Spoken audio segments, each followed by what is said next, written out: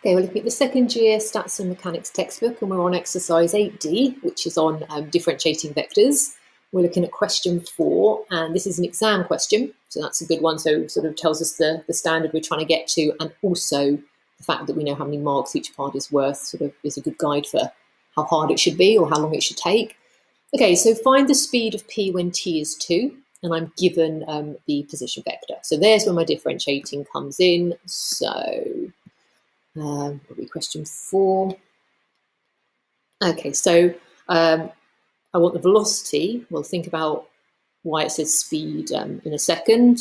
So to get the velocity, I'm going to differentiate the vector they've given me. So 4t squared is going to differentiate to 8t, and 24t minus 3t squared. So I'll need brackets there because that's going to have 2 terms. So 24t will differentiate to 24, and the 3t squared, not forgetting the minus, will differentiate to 6t.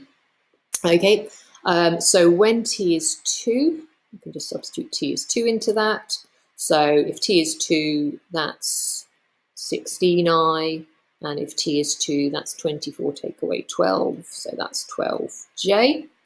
Okay, so that's the velocity when t is 2. Now, always read carefully whether it actually asks for speed. So that's quite straightforward. Speed is just the magnitude of the velocity. So that's just going to be Pythagoras. So 16 squared plus 12 squared. All square rooted is 20, and it's going to be meters per second. Okay, let's just double check that. Yeah, we're good. Okay.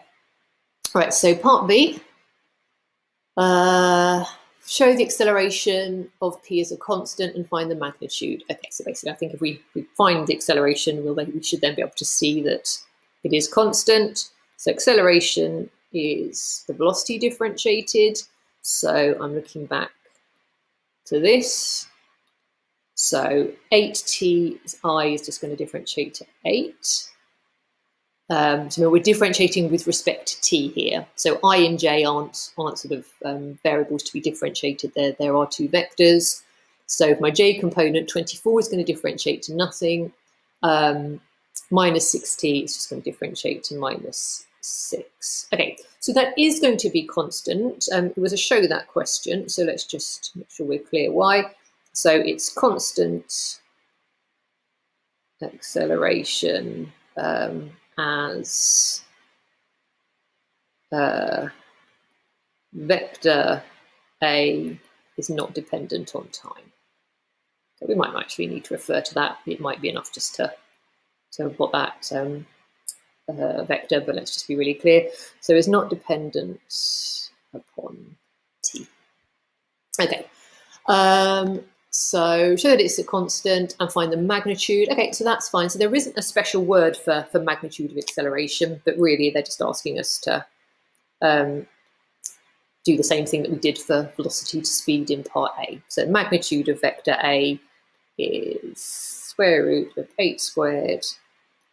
Oh, I'm adding the power of 4, who knows? So 8 squared plus 6 squared, all square rooted. Oh, it's 10, isn't it? Okay, and it's going to be meters per second squared. Let's just check. Yeah, so 10, no dependency on t. Yeah, pretty much exactly what we said.